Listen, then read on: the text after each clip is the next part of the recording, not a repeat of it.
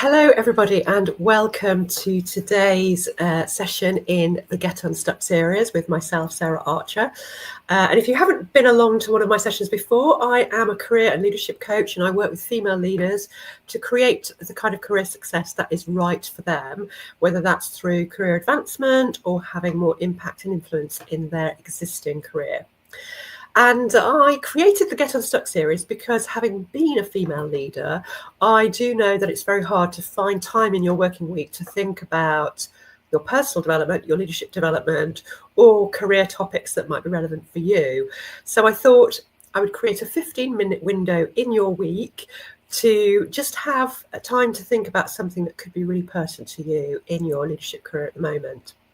And I also have the Unstuck and Unstoppable Unstuck and Unstoppable podcast, which I'll put a link to in the comments, where you can also catch up on a number of leadership and career topics when you're out walking your dog or wherever you listen to your podcast. So the Get Unstuck series here on LinkedIn, it's always very practical. It's about 15 minutes long, and you will always leave with some things you can implement straight away. And I have been doing them weekly, but I'm going to move to every 2 weeks from now. So you'll see them here every other week, or see me here every other week.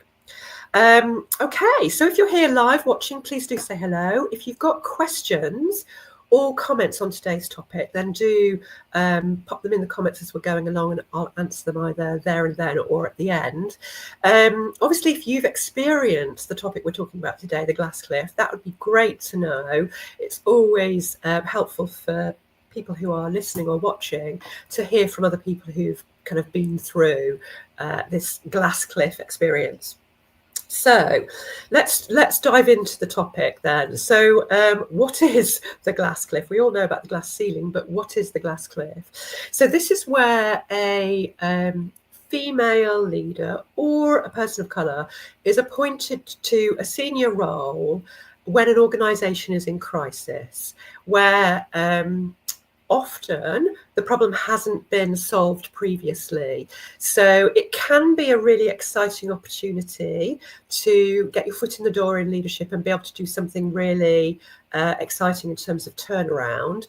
But there's also high risk that comes with it, because the chance of failure could be quite high.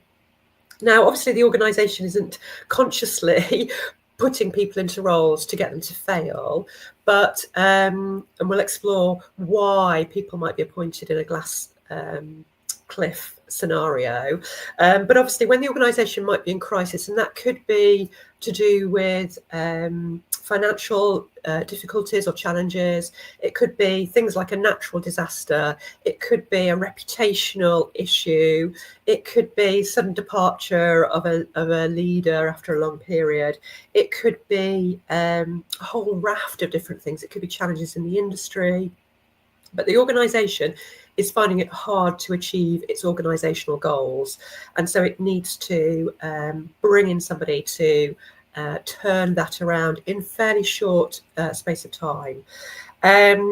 And, you know, you could say, if we think about a glass cliff recently, obviously the most obvious one we could think about is the presidential election in America, where Kamala Harris was suddenly kind of thrust onto this glass cliff. She could either succeed or fail dramatically without necessarily having the chance to do the things that we're going to talk about today that could mitigate or avoid that glass cliff scenario. You know, because often leaders, when there is an issue, a crisis in the organisation, they are seen as part of the problem, and they are seen often as ineffective.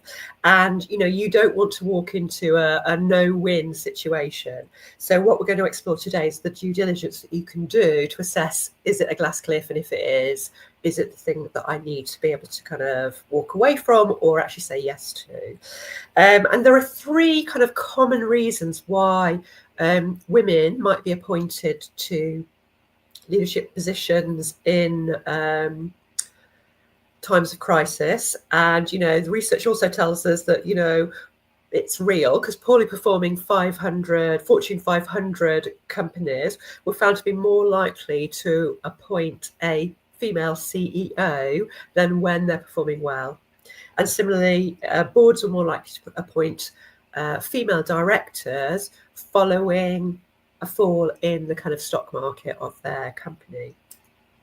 So 3 reasons could be that the organisations wants to have a kind of symbol of change. So putting in a leader who is very different to previous leaders, i.e. a female leader or a person of colour into that senior role, is making a kind of real statement that actually we're going to do things differently around here, things are going to change. So it could be that's one of the rationale. Or it could be particularly around kind of female leaders, because female leaders tend to be thought of as more collaborative, have a more participative style of leadership, be more understanding, more intuitive, have higher levels of social and emotional intelligence. And if the crisis is linked to morale or engagement or culture, it might be thought that actually that style of leadership is going to be more effective. But the third reason, which obviously does feel a bit uncomfortable, is that the organisation might be more willing to sacrifice a female leader if things don't go well, that they might be seen as a kind of acceptable casualty if the crisis can't be resolved. So if you are thinking the job that I'm currently going for or the promotion that's being offered to me could be potentially a glass cliff, you do need to think about how to navigate it. And obviously the first thing to think about is, well, there's 2 first things to think about is, how is that going to be part of my career strategy? Like, could I see that if I managed to be successful in this role, that actually it could really springboard my career and open doors for me in a way that it would take me much longer if I didn't take this opportunity? So is there a kind of real motivating factor in terms of your career positioning? The second thing is how you like to lead. So if you're somebody who thrives in those kind of crisis situations, who is kind of somebody who likes to make decisions quickly in fast-paced, difficult situations, then it could be that the glass cliff scenario is going to be more suited to you than if you're a very kind of reflective leader and you like to kind of bring stability and kind of more down-to-earth, grounded kind of leadership. That it might not be a kind of turnaround scenario is right for you, because not everybody's going to respond well in those situations, and that's fine. Not everybody wants to kind of deal with these kind of crisis situations. So understanding yourself will also help you decide whether it's something you want to explore or not. But obviously, if it is something you want to explore, then it is about doing this due diligence during the kind of selection process, which can feel quite challenging, because obviously in an interview scenario, whether you're first, second, third stage, you only get a small window to ask your questions.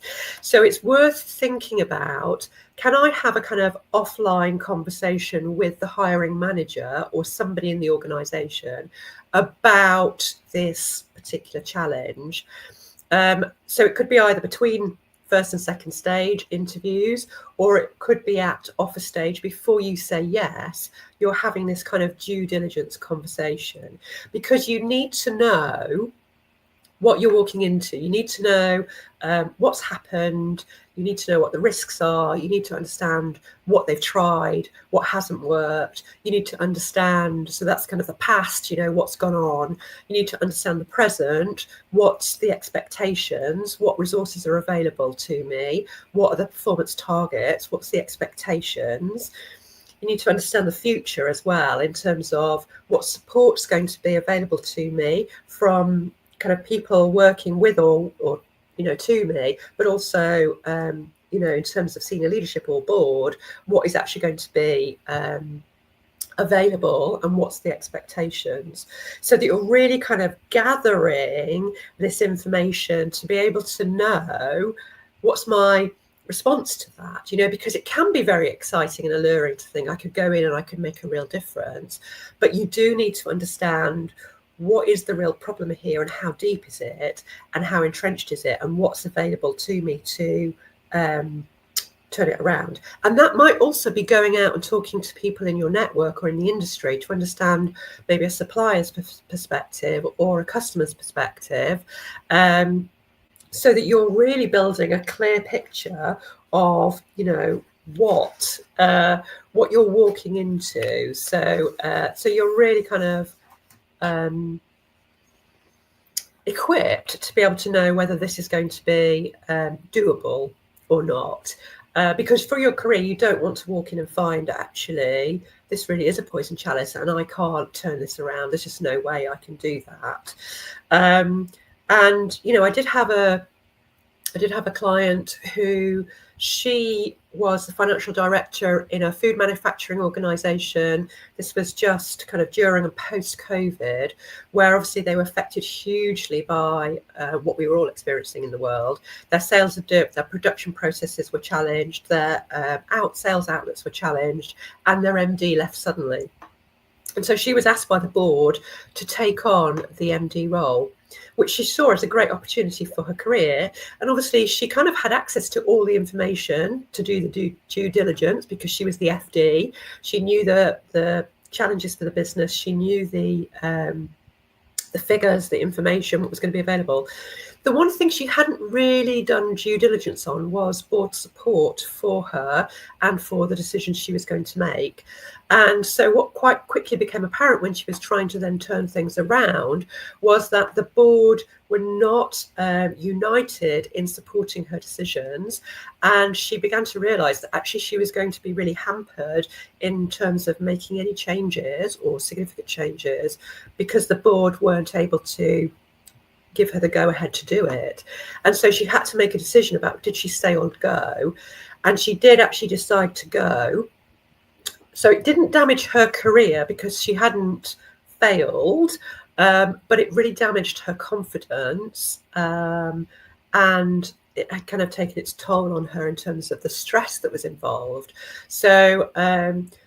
So with her sort of reflection, she would definitely have done more due diligence about what the support was going to be like for her in terms of the changes that were going to be necessary. Because while organisations often want change and see the need for change, they don't always want to say yes to it. So that's definitely part of your due diligence, is also understanding the stakeholder relationships and the senior stakeholder relationships and what the support is going to be like and the genuine appetite for change. So that you definitely kind of know what's going to be involved.